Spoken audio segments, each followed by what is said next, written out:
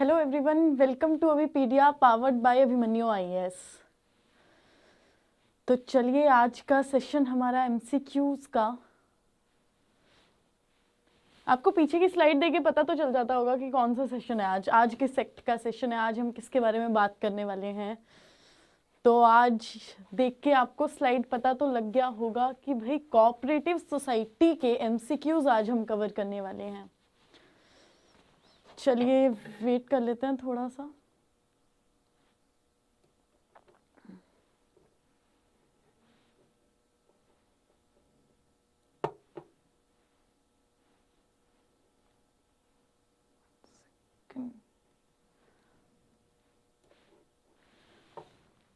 तो एमसीक्यूज हमारे cooperative societies. सबसे पहले ये जान लेते हैं कि what is cooperative society. Cooperative society होता क्या है। तो देखिए ये वर्ड जो है ना कोऑपरेटिव, इसी से ही थोड़ा सा आइडिया हो जाना चाहिए। कोऑपरेटिव, कोऑपरेशन, ये सब वर्ड सिमिलर है। तो कोऑपरेशन का मतलब क्या होता है कि कुछ लोग आपस में मिलके कोऑपरेट करके एक चीज, एक किसी पर्पस से, कॉमन पर्पस से कोई काम करते हैं। ठीक है, वो एक कोऑपरेशन हो जाता है कि साथ में कोई, आप कंपनी में देख लीजिए, आप वर्क कल्चर देख लीजिए, तो सबको क्या कहा जाता है कि कोऑपरेट रह के काम करे भाई, एक दूसरे के साथ कोऑपरेशन होना चाहिए। तो वही चीज है यहाँ पे भी कि कोऑपरेटिव सोसाइटीज। तो देखिए कोऑपरेटिव सोसाइटीज क्यों बनी है। अब देखिए अगर रूरल एरियाज में अगर लोगों को लोन्स चाहिए होता था या फिर जैसे बैंक्स में लोन मिलते हैं, लेकिन अगर उनको चाहिए होता था, रूरल लोगों को चाहिए होता था, रूरल एरिया के लोगों को चाहिए होता था, तो उनको बहुत दिक्कत आती थी। बिकॉज इंटरेस्ट रेट बहुत ज़्यादा होता था। और बैंक्स क्या देखते हैं, बैंक्स देखते हैं कि आपकी फाइनेंशियल कंडीशन कैसी है, आप कितना कमाते हैं, ये सब चीज़ बैंक्स देखती है, उसके बाद लोन्स देती है। ठीक है, तो उनके लिए उनको लोन मिलना बड़ी दिक्कत हो जाती थी। तो क्या हुआ, लोगों ने अब ये सोचा, मतलब ये हमारी गवर्नमेंट ने, जो लॉ बनाने वाले, उन्होंने भी सोचा, गुड आफ्टरनून वैभव, कि चलिए क्यों ना हम अपने लिए आपस में मिलकर सोसाइटीज खड़ी करते हैं, एक सोसाइटीज बनाते हैं। जिससे क्या होगा, जिससे हमें पैसे भी मिलेंगे, लोन भी मिलेंगे, और हम अपने जो छोटा बिजनेस होता है या फिर खेत होते हैं, कुछ भी है, उनको भी डेवलप कर सकते हैं। तो यही एक ऑब्जेक्ट, एक जो थोड़ा अगर हम नॉर्मल सेंस में देखें, एक लॉजिकल सेंस में देखें, तो इसका ऑब्जेक्ट जो था वो कोऑपरेटिव सोसाइटीज बनाने का यही था। हमारे साथ धीरेंद्र जुड़े हैं। हेलो हेलो मैम, किसकी क्लास है ये है कोऑपरेटिव सोसाइटीज के। आज हम एमसीक्यूज कर रहे हैं और उसकी क्लास होगी। आपको अभी तक मैंने कोऑपरेटिव सोसाइटी के बारे में थोड़ा सा आइडिया दे दिया कि किस अकॉर्डिंग क्या ऑब्जेक्ट रहता है, कि जो अर्बन रूरल एरिया के लोग हैं उनकी ग्रोथ के लिए ये काम करती हैं। ठीक है, 1 पर्सन 1 वोट वाला हिसाब होता है यहाँ पे, कि अगर 1 पर्सन है तो उसका राइट क्या है, 1 वोट देने का। सब लोग ये वॉलेंटरली ऑर्गेनाइजेशन होती हैं, लोग अपने आप से यहाँ पे आते हैं, अपने आप से जुड़ते हैं और काम करते हैं फॉर सिमिलर पर्पस। ठीक है, तो चलिए आज इस एक्ट के जो कोऑपरेटिव सोसाइटीज हैं हमारी, उसके जो एमसीक्यूज बनते हैं, जो हमारी इंपॉर्टेंट प्रोविजंस बन जाती हैं, हमारी इंपॉर्टेंट जो भी एमसीक्यूज बनते हैं, उसके बारे में बात कर लेते हैं। तो चलिए स्टार्ट करें। फर्स्ट क्वेश्चन देखें क्या कहता है। तो फर्स्ट क्वेश्चन क्या कह रहा है, cooperative movement first started in. अब चलिए मुझे जल्दी से इसका आंसर कीजिए कि कोऑपरेटिव जो मूवमेंट थी वो स्टार्ट कहां हुई थी। ठीक है, फर्स्ट ऑप्शन क्या कह रहा है, England, second France, C option Spain and Germany. चलिए जल्दी से मुझे इसका आंसर कीजिए कि इसका आंसर क्या होगा। कोऑपरेटिव मूवमेंट फर्स्टली कहां पे स्टार्ट हुई थी। आपको मैंने बता तो दिया, एक कोऑपरेटिव सोसाइटीज के बारे में बता दिया, इनका ऑब्जेक्ट बता दिया, लेकिन ये फर्स्ट जो मूवमेंट थी वो कहां पर स्टार्ट हुई थी। चलिए मुझे जल्दी से इसका आंसर कीजिए।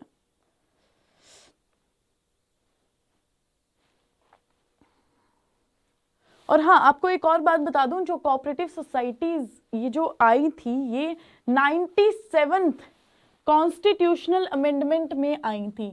97th, 1 second, 97th constitutional amendment में आई थी। ठीक है जी, चलिए आप पहले अब इसका आंसर कीजिए, इसका आंसर क्या होगा फर्स्ट ऑप्शन का, फर्स्ट क्वेश्चन का आंसर क्या होगा। हमारे धीरेन्द्र दिवाकर कह रहे हैं इट्स इंग्लैंड, इसका फर्स्ट जो इसका आंसर होगा वो होगा इंग्लैंड।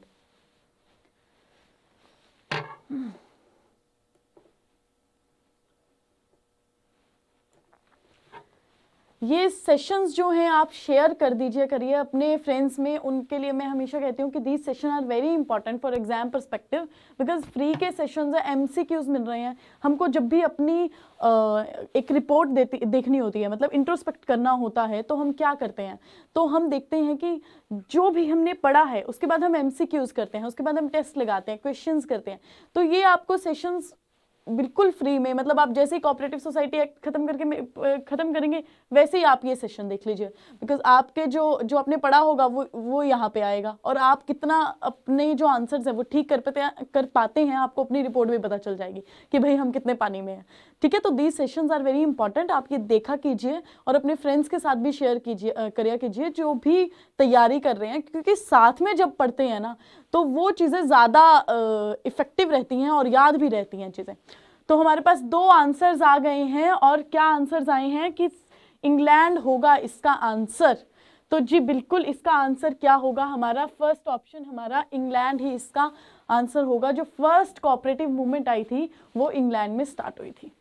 चलिए सेकंड क्वेश्चन हमारा क्या बनता है, in India the cooperative societies act was passed in which year. चलिए जल्दी से मुझे इसका आंसर कीजिए कि जो एक्ट है कोऑपरेटिव सोसाइटीज एक्ट वो किस ईयर में पास हुआ है। Is it 1919, is it 1949, is it 1904 और इज इट 1912?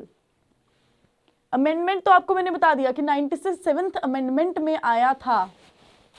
तो जो फर्स्ट जो कोऑपरेटिव एक्ट आया है वो किस समय किस ईयर में आया है, जल्दी से मुझे इसका आंसर कीजिए। इज इट 1919, 49 और 04 और 12? चलिए जल्दी से इसका आंसर कीजिए, इसका आंसर क्या होगा।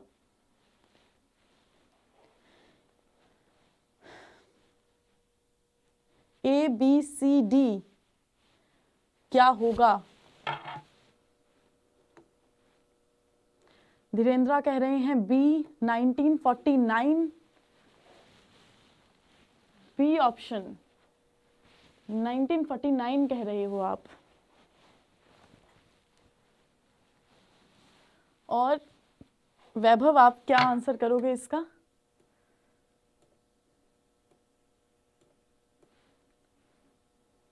चलिए बताइए मुझे। वैभव कह रहे हैं इसका आंसर होगा 1912। चलिए तो अभी हम वैभव के आंसर को 1 मार्च 1912, अभी हम वैभव के आंसर को करेक्ट मान लेते हैं। धीरेन्द्र आपका थोड़ा आंसर ठीक नहीं होगा यहाँ पे, ठीक है। तो क्या आंसर बनेगा, इसका जो आंसर बनेगा वो बनेगा डी ऑप्शन, दैट इज 1912। ठीक है, कब आया था एक्ट? 1912 में आया था। और अमेंडमेंट किस में आया था? 97th कॉन्स्टिट्यूशनल अमेंडमेंट में आया था। बैंकिंग की क्लास है ना मैम, बैंकिंग की क्लास आपको बैंकिंग रेगुलेशन एक्ट के, बैंकर्स बुक एविडेंस एक्ट के, आपको ये सारे एक्ट के एमसीक्यूज आपको हमारे ही चैनल पर मिल जाएंगे। हमने पिछली वीडियोस में ये सारे एक्ट्स कवर करके रखे हैं, आप उन वीडियोस को देख सकते हैं और आपको बैंकिंग के सारे जो एक्ट्स हैं, हमारे जितने भी एक्ट्स जो एग्जाम में आते हैं वो आपको मिल जाएंगे। धीरेन्द्र कह रहे हैं ma'am your name, my name is Shikhapuri मेरा नाम है। ठीक है, चलिए नेक्स्ट क्वेश्चन पे चलिए। नेक्स्ट क्वेश्चन क्या है? For cooperative credit societies the interest rate for deposits are fixed by. अब कोऑपरेटिव क्रेडिट सोसाइटीज में जो इंटरेस्ट रेट होता है, इंटरेस्ट रेट होता तो कम है, लेकिन वो किसके द्वारा फिक्स किया जाता है? Is it registrar, is it government, is it general body और इज इट आरबीआई? चलिए जल्दी से इसका आंसर कीजिए, ये चारों ऑप्शंस में से कौन सा आंसर करेक्ट होगा? चलिए बताइए। रजिस्ट्रार होगा, गवर्नमेंट होगा, जनरल बॉडी होगा और आरबीआई होगा। ए बी सी डी में से कौन सा जो ऑप्शन है वो करेक्ट ऑप्शन होगा? चलिए बताइए।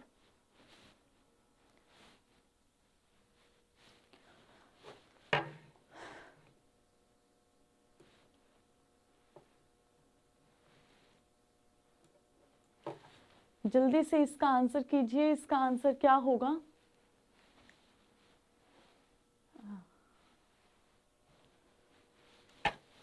धीरेन्द्र फिर से पूछ रहे हैं your name ma'am, D option, और कह रहे हैं आरबीआई।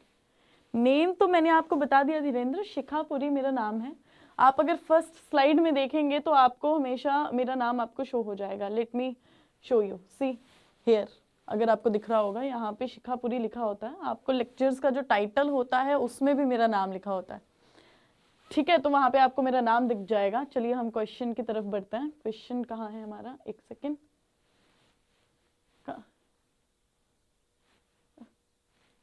वेट, अच्छा हाँ जी। तो क्या होगा, चलिए मुझे बताइए इसका आंसर क्या होगा। धीरेन्द्र ने कहा है डी और वैभव भी कह रहे हैं डी, मतलब आरबीआई।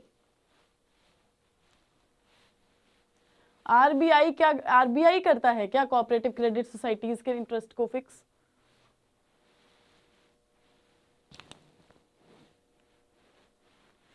आरबीआई नहीं करता। इसका आंसर क्या होगा? रजिस्ट्रार होगा। कोऑपरेटिव क्रेडिट सोसाइटीज है, आप आरबीआई का एक्ट आप खोल के देखोगे, वहां पे होता है लिखा हुआ कि कोऑपरेटिव क्रेडिट सोसाइटीज में आरबीआई एक्ट अप्लाई ही नहीं होता, ठीक है? अगर आप वो देखोगे तो यहाँ पे जब देखते हैं तो इसका इंटरेस्ट रेट कौन फिक्स करता है? रजिस्ट्रार फिक्स करता है, ठीक है? तो इसका आंसर क्या बन जाता है? इसका ए ऑप्शन जो है वो करेक्ट ऑप्शन है, ठीक है?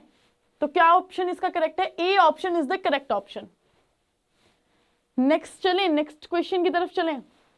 The principle followed in cooperative society is, कौन सा प्रिंसिपल कोऑपरेटिव सोसाइटीज में फॉलो होता है? चार ऑप्शंस दिए गए हैं। नो वोट, कि कोई वोट डालेगा ही नहीं, ठीक है? सेकंड क्या आ जाता है? वन मैन वन वोट, एक पर्सन है और उसका जो उनका राइट है वो एक वोट का है। मल्टीपल वोट्स, बहुत ज्यादा वोट्स डल सकते हैं, या फिर वन शेयर वन वोट, अगर आपका जितना, अगर आपका एक शेयर है तो आपके पास एक वोट होगा। चलिए जल्दी से इसका आंसर कीजिए। चारों ऑप्शंस में से कौन सा जो ऑप्शन है वो करेक्ट ऑप्शन है? चलिए बताइए, ए बी सी डी में से कौन सा जो ऑप्शन है वो करेक्ट ऑप्शन है? No vote, one man one vote, multiple votes और one share one vote. A B C D.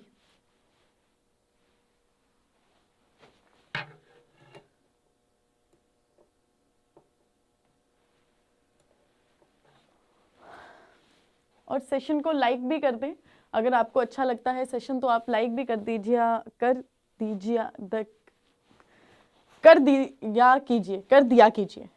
कीजिए।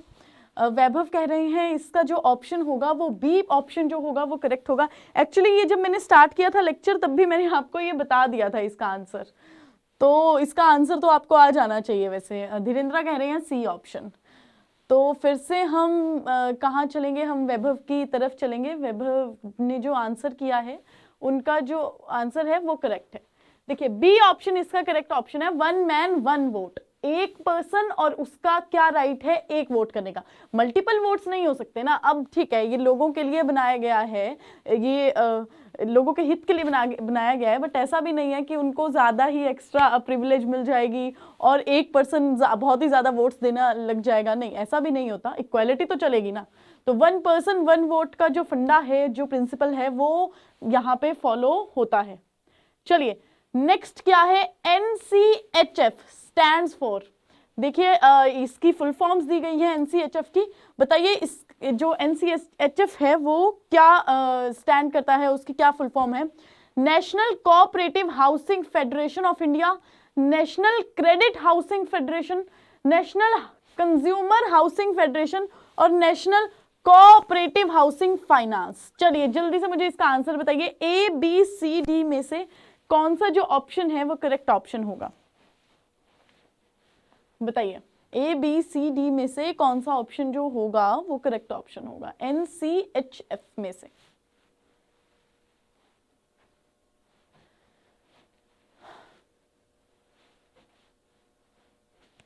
चलिए जल्दी से इसका आंसर कीजिए, इसका आंसर क्या होगा?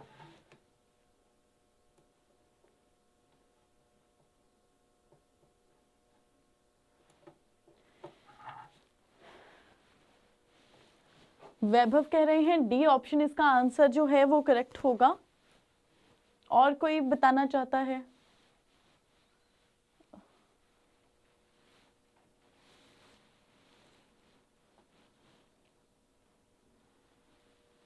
बताइए क्या इसका आंसर होगा? NCHF। तो देखिए इसका जो आंसर है वो क्या करेक्ट होगा? National cooperative housing federation of India. क्या ऑप्शन होगा इसका करेक्ट? धीरेन्द्र ने कहा था डी ऑप्शन, कहा था क्या? डी ऑप्शन कहा था। डी ऑप्शन हमारा क्या था? National cooperative housing finance. नहीं धीरेन्द्र, डी ऑप्शन नहीं है हमारा। ए ऑप्शन जो है वो करेक्ट ऑप्शन बन जाता है इस क्वेश्चन का। ठीक है, वैभव ने भी डी ही कहा था और धीरेन्द्र ने भी डी ही कहा था, तो इसका डी ऑप्शन नहीं होगा, ए ऑप्शन करेक्ट होगा। National cooperative housing federation of India, finance नहीं होगा, फाइनेंस है ना डी में option. National cooperative housing finance ये नहीं होगा, हाउसिंग फेडरेशन ऑफ इंडिया होगा, NCHF। ठीक है, आप ये तो नहीं कंफ्यूज हो गए कि इसमें ऑफ इंडिया था तो आई भी आना चाहिए था आगे। ये तो ऑफ इंडिया ये था ना कि इंडिया की नेशनल कॉर्पोरेशन हाउसिंग फेडरेशन, तो इसलिए ऑफ इंडिया लिखा गया था।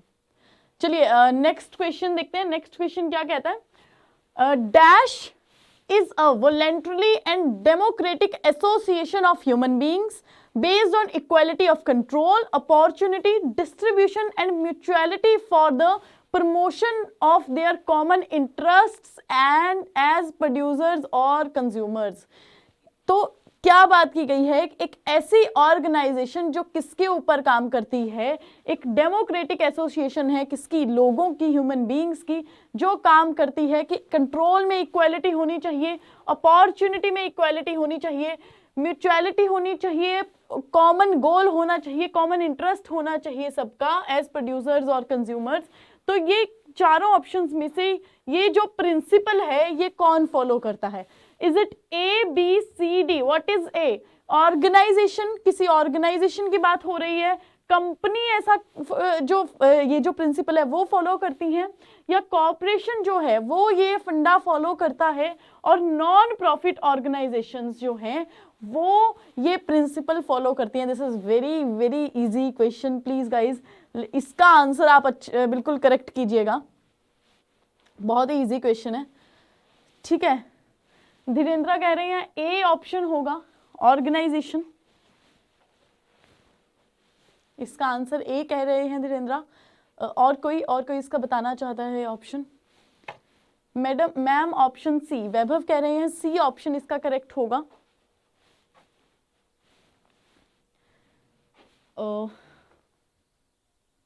यहाँ पे रेड शो हो जाता है क्या? आपको रेड शो होता है क्या? थोड़ा सा, हाँ रेड थोड़ा ठीक लगेगा, आई थिंक ब्लैक के ऊपर रेड थोड़ा ठीक लगेगा। वैभव कह रहे हैं मैम ऑप्शन सी करेक्ट है। तो देखिए वैभव, आपके आज तो आपके सारे क्वेश्चंस जो आंसर्स हैं वो बिल्कुल ठीक हो रहे हैं। ठीक है, जो इसका आंसर है वो सी ही बन जाता है। ऑब्वियसली हम पहले तो कोऑपरेटिव सोसाइटीज एक्ट पढ़ रहे हैं, और ऊपर से हमने कॉर्पोरेशन की बात भी आपको स्टार्टिंग में ही की थी कि क्या कॉर्पोरेशन होनी चाहिए, कैसे कॉर्पोरेशन काम करता है।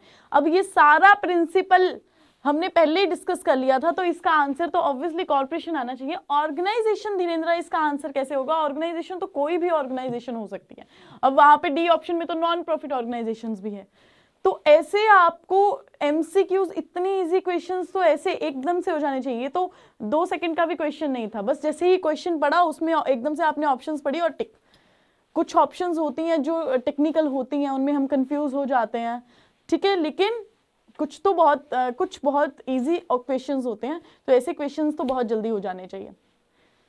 ठीक है वैभव, आप अच्छे से पढ़ रहे हैं आई थिंक, तो आपके सारे क्वेश्चंस आज आंसर जो हैं अच्छे हो गए हैं। धीरेन्द्र आपको मतलब हमने क्या करना है अब, हमेशा आप शायद आज पहली बार ये क्लास देख रहे होंगे आई थिंक, तो हमेशा अपनी रिपोर्ट, अपना कॉपी पेंसिल लेके देखना है कि मेरे कितने क्वेश्चंस गलत हुए हैं, कितने क्वेश्चंस सही हुए हैं। उस अकॉर्डिंग फिर अपने को इंट्रोस्पेक्ट करना है, अपनी ही रिपोर्ट बनानी है कि भाई हमें कितना पढ़ने की जरूरत है आगे। ठीक है, तो ये करेंगे तो फिर आपको पूरी अपनी भी रिपोर्ट पता चलेगी, आपको अपनी तैयारी के बारे में पता चलेगा कि कितनी आप तैयारी कर रहे हैं। ठीक है,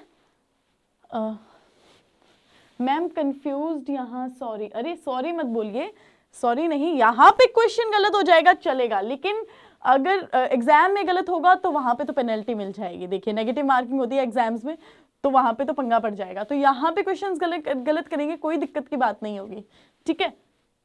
चलिए, लेकिन पढ़ते तो रहना है हमें, ऐसा नहीं कि गलत ही करते रहना है हमेशा। The urban credit cooperatives are also known as, urban credit cooperatives जो होते हैं उनको और भी क्या कहा जाता है? नेशनल बैंक्स कहा जाता है, अर्बन कोऑपरेटिव बैंक्स कहा जाता है, कोऑपरेटिव बैंक्स कहा जाता है, या फिर इन चारों में से कोई भी नहीं। चलिए जल्दी से इसका आंसर कीजिए, क्या होगा इसका answer? Ma'am thank you for your guidance, it's okay Vaibhav, ये तो हमारा काम है आपको गाइड करना, ठीक है। यस मैम, आपके साथ पहला दिन है मेरा, और वैसे भी मेरे ये फील्ड नहीं है। ओ अच्छा, आपकी ये फील्ड नहीं है, आप अभी हम जैसे लॉ ऑफिसर के एग्जाम की प्रिपरेशन करवा रहे हैं, लेकिन अगर किसी और में भी ये आता है तो आप देखिए। बट आप किस एग्जाम की तैयारी कर रहे हैं? बस नॉलेज के लिए पढ़ रहा हूँ, कुछ सीखूंगा ही आपके साथ। अरे बिल्कुल बिल्कुल बिल्कुल, सीखना ही है, हमारा पर्पस सीखना होना चाहिए, ठीक है। चलिए इसका आंसर कीजिए। Urban credit cooperatives are also known as national banks, urban cooperative banks, cooperative banks और नन ऑफ द अबव। क्या इसका आंसर होगा? चलिए बताइए।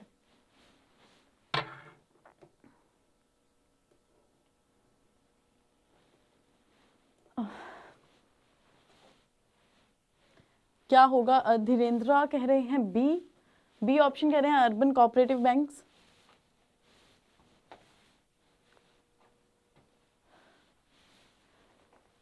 तो जो इसका आंसर है, अब धीरेन्द्र का बिल्कुल करेक्ट आंसर आया है।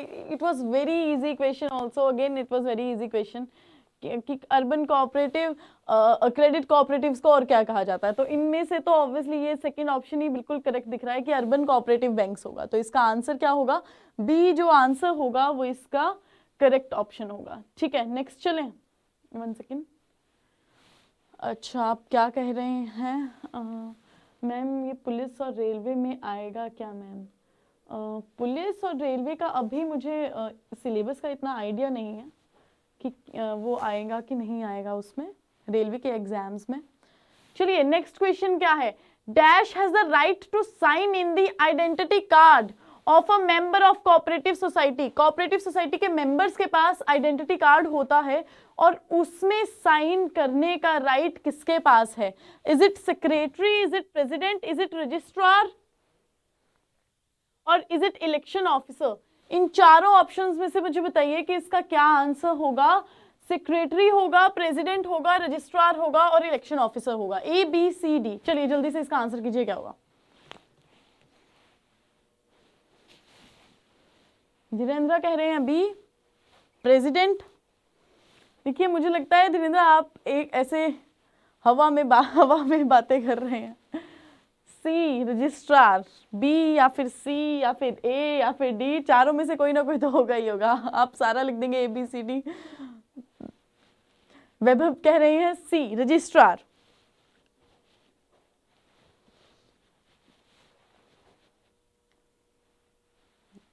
अब धीरेन्द्र कह रहे हैं सी। मैंने अभी आपको बताया ए बी सी डी, चारों में से कोई ना कोई तो ऑप्शन होगा ही। आप लिख दीजिए ए बी सी डी, चारों ऑप्शन मुझे बता दीजिए, उसमें से एक तो होगा ही होगा। अमन पटियाल कह रहे हैं सी ऑप्शन। चलिए देख लेते हैं कि आंसर इसका क्या बनेगा। इसका आंसर सबका गलत है, सबका गलत है, सब कह रहे हैं सी। धीरेन्द्र ने 3 बार चेंज किया लेकिन तब भी आंसर ठीक नहीं आया। इसका आंसर होगा ए सेक्रेटरी, ठीक है। क्या आंसर बनेगा इसका? ए बनेगा। अमन ने बाद में चेंज किया है ए। हाँ जी अमन, आपका जो आंसर है वो बिल्कुल करेक्ट है, सेक्रेटरी इसका आंसर आएगा। इसका ठीक है, सेक्रेटरी इसका आंसर आएगा। Secretary has the right to sign, ठीक है। आइडेंटिटी कार्ड जो होता है किसका? कोऑपरेटिव सोसाइटी के मेंबर का, उसमें किसका राइट है साइन करने का? इट्स सेक्रेटरी, ठीक है जी। चलिए नेक्स्ट करें, नेक्स्ट क्वेश्चन करें। Admission of members and allocation of shares in a cooperative society is the duty of. चलिए मुझे बताइए कि किसकी ड्यूटी है? क्या मेंबर्स को एडमिट करना, अगर कोई चाहता है कोऑपरेटिव सोसाइटी का मेंबर बनना, तो उस मेंबर को देखना कि हाँ ये बन सकते हैं मेंबर या नहीं बन सकते हैं, उनको एडमिट करना। And allocation of shares in cooperative societies किसकी ड्यूटी है ये सब चीजें मैनेज करना? Is it president, is it secretary, general body और मैनेजिंग कमेटी? चलिए मुझे इसका आंसर कीजिए, क्या होगा? प्रेसिडेंट, प्रेसिडेंट आप हमारे जो प्रेसिडेंट है उनके बारे में तो नहीं सोच रहे हो? चलिए इसका आंसर कीजिए, इसका आंसर क्या होगा?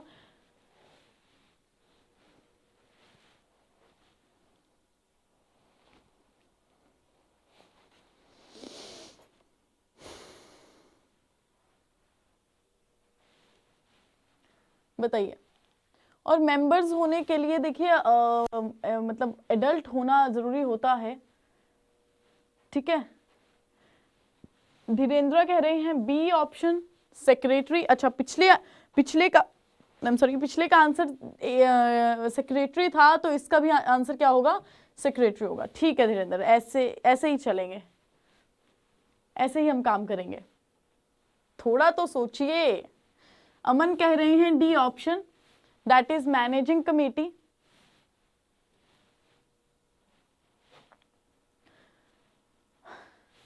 तो इसका जो आंसर बनेगा वो हमारे जो अमन कह रहे हैं उनका बिल्कुल सही है, मैनेजिंग कमेटी। अब कमेटी का नाम ही क्या है? मैनेजिंग, जो मैनेज करेगा चीज़ों को। किनको मैनेज करना था? कि जो मेंबर्स को अगर सोसाइटी में इन्वॉल्व करना है, उनको बनाना है, तो उनकी एडमिशन कौन देखेगा? मैनेजिंग कमेटी देखेगा। और शेयर्स की बातें भी कौन, शेयर्स में भी जो चीज़ें जैसे क्या लिखा है, allocation of shares in cooperative societies, ये भी कौन मैनेज करेगा? ये भी हमारी मैनेजिंग कमेटी देखेगी। तो इसका करेक्ट ऑप्शन क्या बन जाता है? D option. और अमन का ये जो आंसर था वो बिल्कुल आंसर करेक्ट था। चलिए नेक्स्ट देखते हैं। नेक्स्ट क्या कहता है? The members of a cooperative society have dash liability. कितनी लायबिलिटी होती है कोऑपरेटिव सोसाइटी के मेंबर्स की? अनलिमिटेड, लिमिटेड, ज्वाइंट या फिर ज्वाइंट एंड सेवरल? बताइए जल्दी से, इसका क्या आंसर होगा कि लायबिलिटी उनकी कितनी हो जाती है किसी भी केस में? अगर कोऑपरेटिव सोसाइटी वाइंड अप हो जाती है, डिसोल्यूशन हो जाती है या फिर कुछ और हो जाता है, तो किसी भी केस में लायबिलिटी मेंबर्स की क्या रहती है? अनलिमिटेड है, लिमिटेड है, ज्वाइंट है या फिर ज्वाइंट एंड सेवरल है? चलिए ए बी सी डी में से जल्दी से इसका आंसर कीजिए, इसका आंसर क्या होगा? ऐसे क्वेश्चंस बन जाते हैं एग्जाम में, ये वाले जो क्वेश्चंस है ना, ऐसे क्वेश्चंस एग्जाम में बन जाते हैं कि मेंबर्स की लायबिलिटी क्या है। ये चीजें तो वैसे कंपनीज एक्ट में पढ़ने, ये जो लायबिलिटी वाला सारा है सिनेरियो कंपनीज एक्ट में बहुत आता है, किसकी कहाँ लायबिलिटी, प्राइवेट कंपनी में मेंबर्स की लायबिलिटी, या फिर लायबिलिटी के रिगार्डिंग क्वेश्चन भी होता है काइंड्स ऑफ कंपनीज में। वैभव कह रहे हैं बी ऑप्शन इसका अनलिमिटेड, अनलिमिटेड लायबिलिटी होती है। धीरेन्द्र कह रहे हैं डी ज्वाइंट एंड सेवरल। और कोई मुझे इसका आंसर बताइए प्लीज, क्या होगा इसका answer? A B C D में से क्या आंसर होगा इसका? Limited, unlimited, joint and several?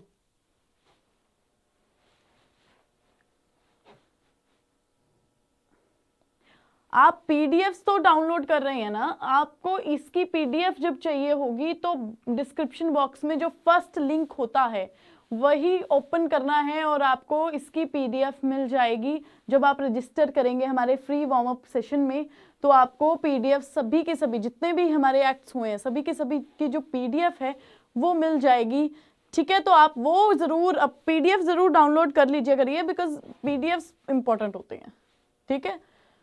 तो देखिए अमन का आंसर आया है ए, और वैभव ने भी अब आंसर चेंज किया है अपना ए।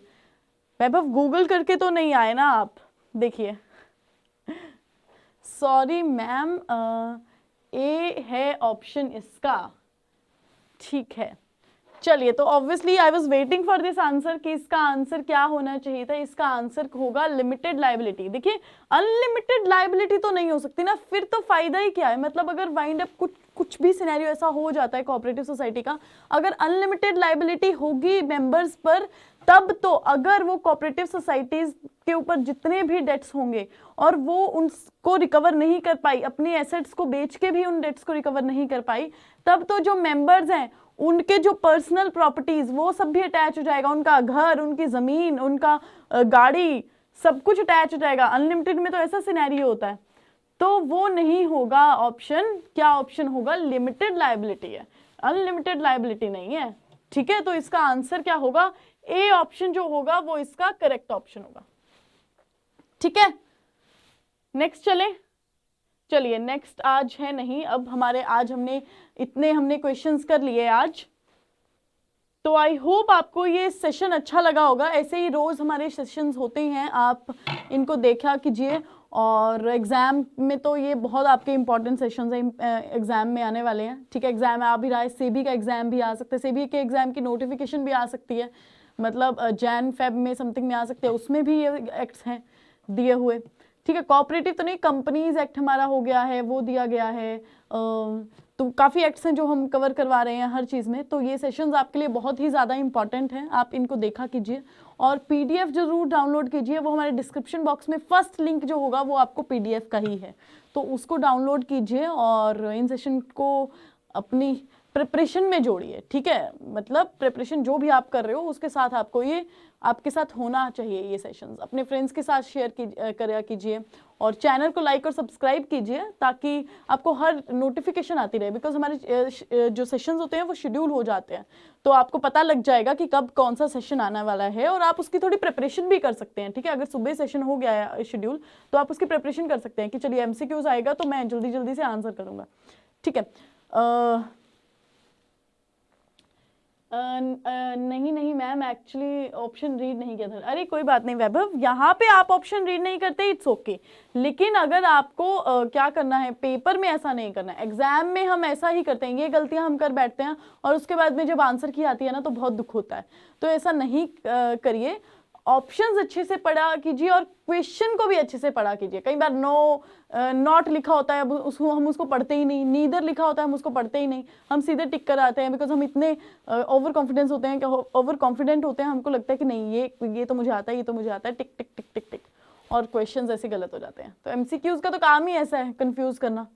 ठीक है, तो चलिए आज का सेशन इधर कंप्लीट करते हैं, नेक्स्ट सेशन पे जुड़ेंगे, नेक्स्ट एक्ट के साथ आएंगे। ठीक है, तो चलिए thank you so much guys, और पढ़ाई करते रहिए। ठीक है, कंसिस्टेंसी बनाते रहिए। चलिए ठीक है, okay, thank you so much.